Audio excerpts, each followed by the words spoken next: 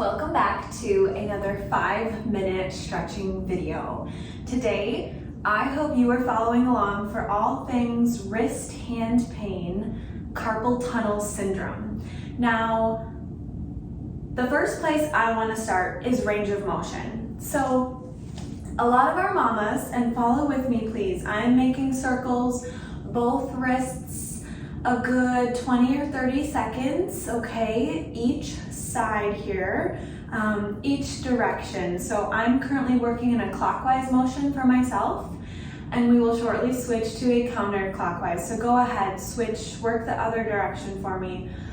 The first place I want to start is thinking of our expecting mamas. Maybe you have some excess fluid. We're dealing with carpal tunnel syndrome because there's swelling in the forearms, in the wrists, and that swelling is compressing that median nerve, resulting in some pain in our hands. So the first thing we're going to do is do some muscle stripping, some lymphatic drainage, okay? We want to work to get the fluid out of the wrist. So what you'll do, just straighten and relax one arm out. So my left arm is extended and relaxed. I'm using a C-shaped contact on my right hand to start at the wrist, apply some pressure, and massage all the way up past the elbow into that upper arm as far as you can. We are going to do 5 passes here, each side. Now at the end of this video, you can start it over and play a second round, or you can take each of these techniques individually at home, 2 more here, and you can continue on with more of this, okay? The idea here is that any excess fluid in the wrist and the forearm is now being pushed out of that area. We're pulling that fluid back into the torso. Switch sides for me, elongate your right arm, C-shaped contact on my left hand. Starting at my right wrist, I'm applying some pressure and working all the way up into the upper arm towards my armpit, because I want any of that excess fluid to be pulled out of the extremity where it hurts, right? It hurts in the wrist, in the hand. It's compressing your median nerve. One more here on this side for me.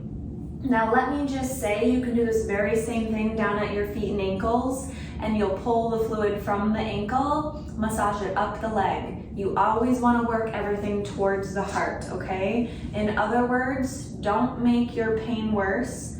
Do not push down into your wrist, you guys, okay? So that is a technique where you can find some immediate relief. You might notice a very obvious difference there, okay? From there, we can get into some stretching. So first things first, my left arm is extended out in front of me. I'll turn to the side so you can see this a little bit better. Left arm is extended, my palm is facing away, but my fingertips are facing towards the ceiling. Taking my right hand, I'm going to just pull those fingertips back towards myself. You'll likely feel a stretch, obviously in the wrist, but maybe even into the forearm. And I just want you to hold. So I'm still holding. Aim for a good 20 or 30 seconds each side. Don't forget to breathe while you're working through this, okay? You can also take this, you can relax, and take a couple repetitions at each side. And maybe you'll notice that you're able to pull that hand further back each and every time. So we're going to switch sides now. My right arm is stretched out in front of me. Everything is nice and straight.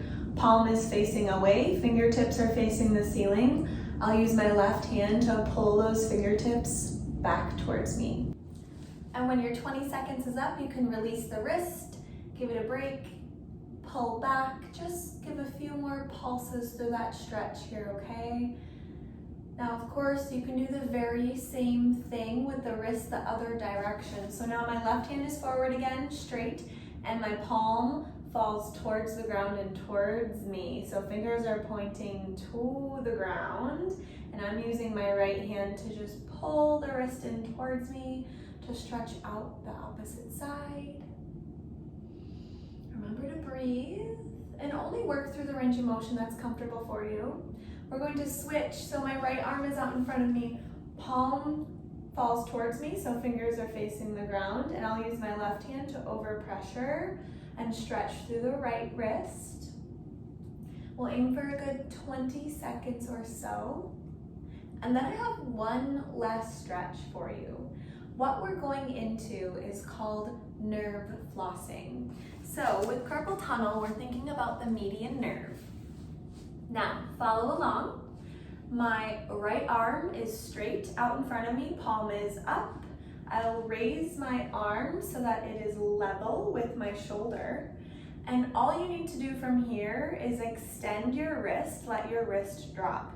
That might be enough of a traction, enough of a pull for you to feel all the way through your arm, because your median nerve runs down through the neck, through the outlet of the shoulder, all the way through the arm and into your hand. Remember, median nerve is the one that travels through the carpal tunnel.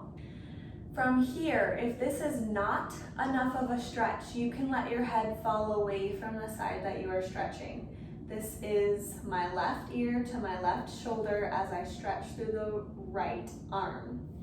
Now, I want you to take this nice and slow, because if we're dealing with a lot of tension and fluid, this could be a very sharp pull. So please take this easy. Relax the right arm, straighten out your left, palm is up. You will raise your arm so it is level with your shoulder. And remember, I just start by extending the wrist, letting your fingertips fall to the floor.